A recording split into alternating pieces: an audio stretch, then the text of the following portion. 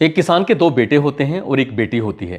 किसान के बच्चे जब बड़े हो रहे थे तो वो अपनी जिम्मेदारी से फ्री होना चाहता था। उन तीनों की शादी कर देता है, इनकी बेटी की भी और दोनों बेटों की भी। जब किसान बूढ़ा हो रहा था तो उसने सोचा कि मरने से पहले ही वो अगर संपत्ति का बंटवारा कर देगा तो ज़्यादा बेहतर होगा। दोनों बेटों को बैठाता है और बैठाने के बाद उनसे कहता है कि मेरे हिस्से में लगभग 12 बीघा ज़मीन आ रही है। मैं चाहता हूँ कि इस 12 बीघा ज़मीन को दो हिस्सों में बराबर बराबर बांट दिया जाए। यानी कि दोनों बेटों को वो 6-6 बीघा ज़मीन दे देता है। लेकिन इसी बीच में एक बेटा ये कहता है कि पिताजी, अब से लगभग 3 साल पहले आपने 10 बिस्वा ज़मीन, लगभग 1254 वर्ग मीटर ज़मीन थी, वो जो आपने बेची थी, उसका भी हिसाब किताब अभी हो जाए तो ज़्यादा बेहतर होगा। पिता ने कहा कि बहुत सारी जिम्मेदारियां होती हैं, तुम लोगों की शादियां की हैं और भी कई तरह की जिम्मेदारी होती हैं, वो पैसे तो वहाँ खर्च हो गए, इसका तो कोई बंटवारा है नहीं। लेकिन इसी बात को लेकर बेटा नाराज़ हो जाता है और अपने पिता के साथ मारपीट करना शुरू कर देता है। ये मारपीट तक बात होती तो शायद ठीक था, लेकिन आगे जो होता है इस बात की कल्पना किसी ने भी नहीं की थी। दरअसल आगे चल के 6 कत्ल होते हैं, वो भी बहुत भयानक रूप में। और जब मामला अदालत पहुंचता है, अदालत में लगभग 4 साल 9 महीने के बाद जज साहब के सामने जब केस चल रहा था तो जज साहब ने साफ साफ अंदाज़ा ये लगा लिया कि शायद कत्ल इसलिए किए गए हैं 6 के 6, यानी कि पूरा का पूरा परिवार इसलिए ख़त्म कर दिया गया है कि परिवार में से कोई ऐसा व्यक्ति ना बचे जो कोर्ट में आकर गवाही दे सके, इसलिए सबका कत्ल कर दिया। चाहे छोटे बच्चे हों या बड़े हों या बूढ़े हों, किसी को भी नहीं बख्शा गया था। लेकिन अदालत ने इस मामले की सुनवाई करते हुए कातिलों को फांसी की सजा का हुक्म सुनाया और साथ ही कहा कि इन्हें तब तक फांसी के फंदे पर लटका के रखा जाए जब तक कि इनकी मौत ना हो जाए। इस घटनाक्रम की गूंज जब सोशल मीडिया अखबारों के माध्यम से लोगों को पता चलती है तो लोगों को यकीन नहीं हो रहा था। हालांकि घटनाक्रम तब का है जब देश भर में लॉकडाउन लगा हुआ था। आदाब, नमस्कार, सत श्री अकाल। मैं उस्मान सैफी। आज की जो सच्ची घटना मैं आपको सुनाने जा रहा हूँ, ये सच्ची घटना है उत्तर प्रदेश की राजधानी लखनऊ का एक थाना लगता है बंथरा, और बंथरा थाना क्षेत्र का एक गांव लगता है गुदोली। गुदोली का रहने वाला अजय सिंह अपने बेटे, जो कि अभी नाबालिग है, जिसकी उम्र लगभग 16 या 17 साल के आसपास बताई जा रही थी, अपने बेटे से कहता है कि चलो एक बहुत ज़रूरी काम है, उस काम को अंजाम दे के आते हैं। बेटे के हाथ में तमंचा देता है, अपने हाथ में वो बांका रखता है, यानी कि गंडासे जैसा एक हथियार होता है जो कि खेतों में काम करने के काम में आता है। 30 अप्रैल 2020 की शाम लगभग 5:30 बजे के आसपास का ये वाक़या रहा होगा। ये बंथरा थाना क्षेत्र का ही एक जो सीमा है, उस सीमा से लगा हुआ गांव होता है। और साथ ही जो पड़ोसी ज़िला है उन्नाव का एक विष्णुखेड़ा गांव है, वहाँ इस सीमा से लगा हुआ गांव था। उस व्यक्ति का, जिसका नाम अजय सिंह होता है, अजय सिंह के पिताजी जिनका नाम अमर सिंह होता है, जिसकी उम्र लगभग 70 साल के आसपास होती है, वो खेतों में काम कर रहे थे। इसी बीच में शाम को 5:30 बजे के आसपास जब अमर सिंह ने अपने ही बेटे को खेतों की तरफ आते हुए देखा, देखकर वो बड़े आश्चर्य में थे। आश्चर्य में इसलिए भी थे क्योंकि एक के हाथ में बांका लगा हुआ था और दूसरे के हाथ में तमंचा लगा हुआ था। जैसे तमंचे को देखा तो अमर सिंह ज़ोर ज़ोर से चीखने लगता है, चिल्लाने लगता है और अपने बचाने के लिए अपील कर रहा था कि मुझे बचा लो, मेरा बेटा मुझे मार डालेगा। अब जैसे ही वो अपने सामने अपने पोते को देख रहा है, अपने बेटे को देख रहा है, उनके सर पर खून सवार था। अब अमर सिंह ने भागना शुरू कर दिया। वो बूढ़ा आदमी 70 साल की जिसकी उम्र थी, भाग नहीं पा रहा था और वो गिर जाता है। तभी उसका बेटा अजय सिंह आता है और अजय सिंह आने के बाद बांके से अपने बाप की गर्दन को उड़ा देता है, काट देता है। गर्दन काटने के बाद इस दृश्य को, जब शोर शराबा मच रहा था, आसपास के लोग खेतों पर काम कर रहे थे, हालांकि उन्होंने बचाने की, उन्होंने बीच बचाव की, उन्होंने शोर मचा के उन्होंने रोकने की बाप और बेटे को कोशिश की, लेकिन बाप और बेटे रुकते नहीं हैं। नाबालिग बेटे के साथ वो अपने ही बाप का जब कत्ल कर देता है, कत्ल करने के बाद लोगों को लगता है कि हाँ, ज़मीन की जो 10-20वां ज़मीन को लेकर जो झगड़ा था, आखिरकार आज ख़त्म हो चुका है, एंड हो चुका है, कोई बात नहीं, जो हो गया सो हो गया। लेकिन इस बात की सूचना अगर काश उन लोगों ने पुलिस को दे दी होती तो शायद आगे जो होने वाला था वो बिल्कुल भी नहीं होता।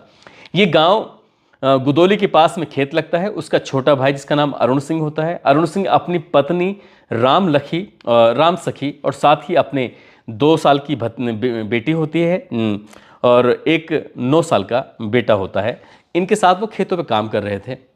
अब यहाँ से अजय सिंह अपने नाबालिग बेटे के साथ, जो हाथ में बांका था यानी कि गंडासा और साथ ही तमंचा, उसे लेकर यहाँ से दौड़ता हुआ पहुंच जाता है गांव के पास में। जो छोटा भाई खेत में काम कर रहा था, उसे लग रहा था कि अगर उसने अपने छोटे भाई को बांके से मारने की कोशिश की तो शायद वो बच जाएगा, उस पर उल्टा वार कर देगा। इसलिए वार जब कर देगा तो शायद यहाँ मामला खराब हो सकता है। तुरंत ही वो अपने भाई को गोली मार देता है। भाई को बचने का कोई अवसर ही नहीं मिलता, मौका ही नहीं मिलता, और भाई की मौके पर ही मौत हो जाती है। 40 साल की जिसकी उम्र होती है, नाम जिसका अरुण सिंह होता है। अरुण सिंह की पत्नी इस बात को देख रही थी। अरुण सिंह की पत्नी के हाथ में 2 साल की उसकी अपनी एक बेटी होती है। उस बेटी को लेकर एक हाथ से अब अपने बेटे सौरभ को पकड़ती है और वहां से भागने की कोशिश कर रही थी ताकि वो इस हत्याकांड से, इस खून खराबे से बच सके।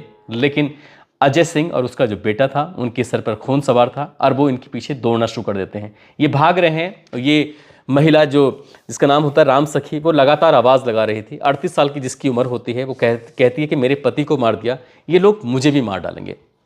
गांव वालों ने भी दौड़कर वहां पर आने की कोशिश की, लेकिन इन दोनों बाप और बेटे को देखने के बाद किसी की हिम्मत नहीं पड़ रही थी कि वो आगे बढ़ सकें। इसी बीच में जो अजय सिंह होता है, अजय सिंह अपने ही छोटे भाई की जो पत्नी होती है राम सखी जिसका नाम होता है, 38 साल जिसकी उम्र होती है, उसकी गर्दन पर वो बांके से इतनी जोर का वार करता है कि एक ही वार में उसकी मौत हो जाती है। अब शायद लोगों को लग रहा था कि आगे कुछ नहीं होने वाला, लेकिन उसने 2 साल की अपनी भतीजी को भी नहीं बख्शा और 9 साल के उसने अपने भतीजे सौरभ को भी नहीं बख्शा। उनको भी वैसे ही मारता है जैसे कि उनके माता, उनके पिता को मारा, जैसे कि उनके दादा को मारा। यहाँ से ये अब तक 5 कत्ल कर चुके हैं, बाप और बेटे। बाप अजय सिंह और बेटा उसका जो नाबालिग होता है उसका नाम ले नहीं सकते। इसके बाद सीधा यहाँ से गांव जाते हैं। गांव जाने के बाद अपने ही पिता के घर पहुंचता है और पिता के घर पहुंचने के बाद जाकर देखता क्या है कि जो उसकी माँ है राम दुलारी, जिसकी उम्र लगभग 68 साल के आसपास है, 68 ईयर्स की वो लेडी होती है, वो घर की दहलीज पर बैठी हुई थी। वो इंतज़ार कर रही थी कि कब उसका बेटा आएगा, कब उसके बेटे की बहू, कब उसकी पोता, कब उसकी पोती आएगी, कब उसका पति आएगा।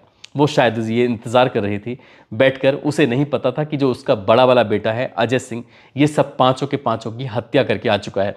वो बैठी हुई माँ के जैसे माँ का उसने इसके पति को मारा, उसकी बहू को मारा, ठीक वैसे ही वो अपनी माँ को भी बांका मार देता है, उसकी भी मौके पर हत्या कर देता है। जब वो हत्या करने के लिए उसको दौड़ रहा था, हालांकि माँ ने भी चीखने और चिल्लाने की कोशिश की, लेकिन उसको इतना अवसर नहीं मिल पाया और वो उसकी हत्या कर देता है। ये दौर तब था जब देश भर में लॉकडाउन लगा हुआ था। सभी लोगों को ये हुक्म सुनाया गया था कि कोई व्यक्ति अपने घर से बाहर न निकले।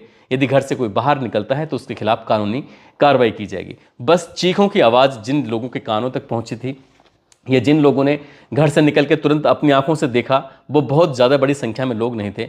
इसके बाद जो कातिल होते हैं बाप और बेटे, जिसका नाम अजय सिंह और उसका बेटा होता है, यहाँ से सीधा बंथरा थाने पहुँच जाते हैं और बंथरा थाने जाने के बाद कहते हैं कि हम लगभग 6 कत्ल करके आए हैं और कत्ल हमने इस लिए किए हैं। जब पूरी कहानी पुलिस के सामने बताई जाती है तो पुलिस वालों के भी होश फाख्ता हो जाते हैं। पुलिस वाले सोचने पर मजबूर हो जाते हैं कि आखिरकार ये सच बोल रहा है या झूठ बोल रहा है। तभी गांव के प्रधान को मैसेज दिया जाता है, गांव के प्रधान से बातचीत करने की कोशिश की जाती है। तो गांव का प्रधान कहता है इसने 6 कत्ल किए हैं, ये बात बिल्कुल सही है। अब उससे पूछा जाता है कि तुमने कत्ल क्यों किया, तब वो बताता है कि लगभग 22 साल पहले अपने पिता से वो अलग हो चुका था, पिता से दूर रहता था, पिता के पास जाना नहीं चाहता था, ना माँ के पास जाना चाहता था। उसके साथ जो हुई है घर में बेईमानी हुई है।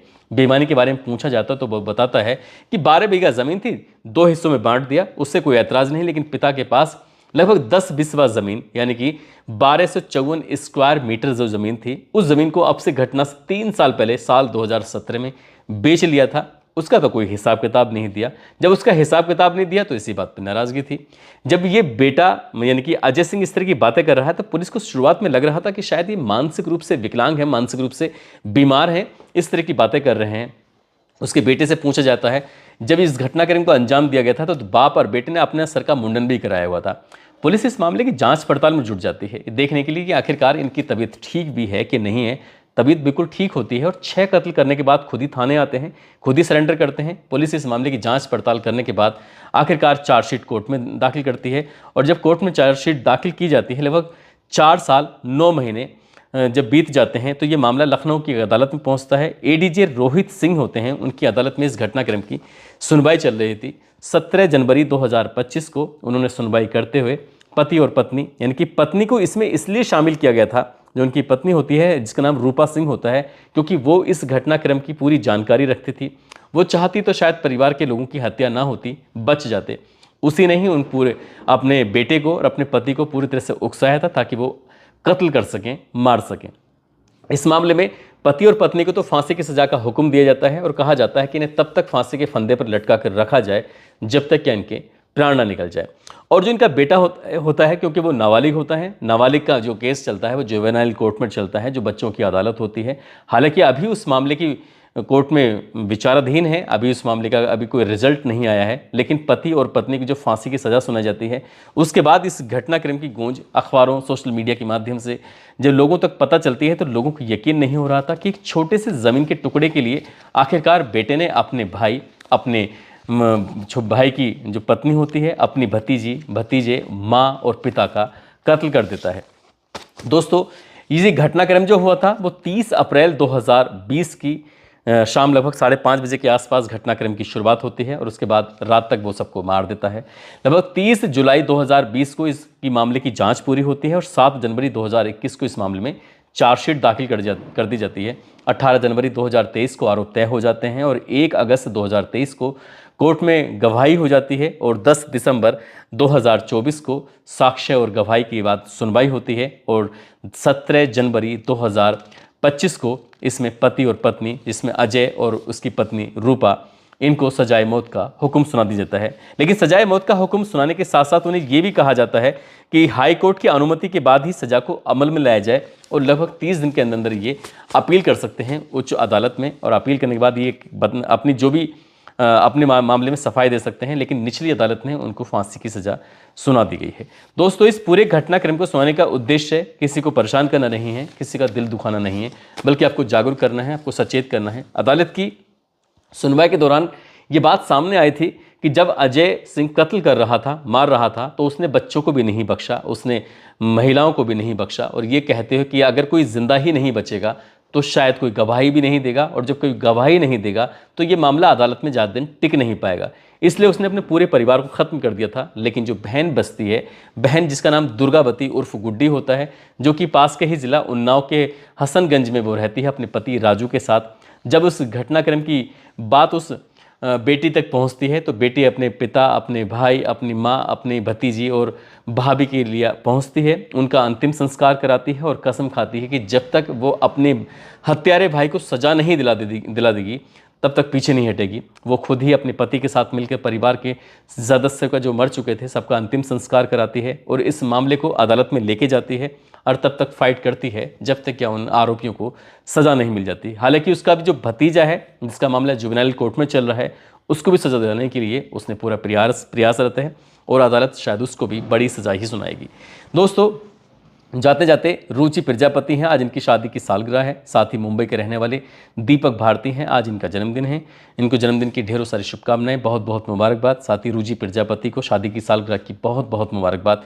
साथ ही कुछ लोगों ने नाम लेने की अपील की है, जिसमें प्रयागराज से फैज़ान अहमद, लखनऊ से स्वर्णिका खरे, खलीलाबाद से महफूज, वासीपुर से रोहित, हापुड़ से प्रशांत, बिहार से राहुल लेंसर, रुखसार शेख, प्रयागराज से सौभाग्य सिंह, झारखंड से आयशा, फरीदाबाद से मदन चौहान, इमरान की भतीजी हैं, उनके लिए दुआ करने के लिए कहा है। फ़हीम मास्ता हैं, इम्तियाज़ मेवाती राजस्थान से, परवीन पटेल उदयपुर से, सुरेश कुमार यादव अमेठी से, शहबाज बंटी शर्मा कोरबा से।